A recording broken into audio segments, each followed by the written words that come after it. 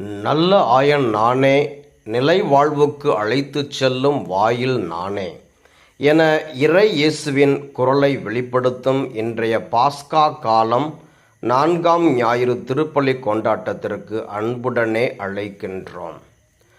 தோரணமிட்ட வாயில்கள் வீட்டுக்குள் பிரவேசிக்க பண்ணும். நானே வாயில் என்றுரைத்த இறைமகன் இயேசுவின் வார்த்தைகள் நிலை வாழ்வுக்குள் பிரவேசிக்கச் செய்யும். இறைவனை வாயில்களாக கொண்ட இதயத்தில் ஆலயத்தினை அமைப்போம். இன்றைய முதல் வாசகத்தில் பேதுரு மனம் மாறுங்கள், திருமுழுக்கு பெறுங்கள், தூய ஆவியை பெற்றுக்கொள்ளுங்கள் என்று எருசலேம் மற்றும் யூத மக்களை நோக்கி அழைக்கின்றார்.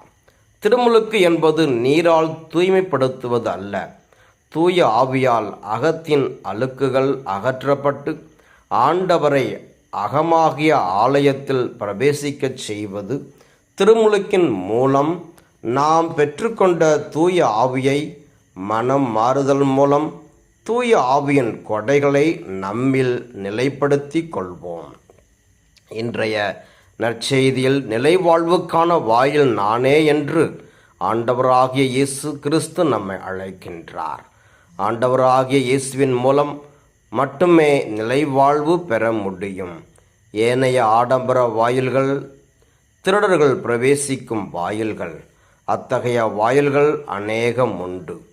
தூய்மையான ஒற்றை வாயில் இயேசு என்பதை அறிந்து கொண்டு இயேசுவை அடைவோம். பணம், பகட்டு, கர்வம், சாதி, வெறி என அழிவுக்கான வாயில்கள் நம்முள் இருந்தால் திறக்க முடியாதபடி அடைத்து இறை வாயிலை இதயத்தில் அமைப்போம். இறைவன் வருகைக்காக இதயத்தை திறப்போம்.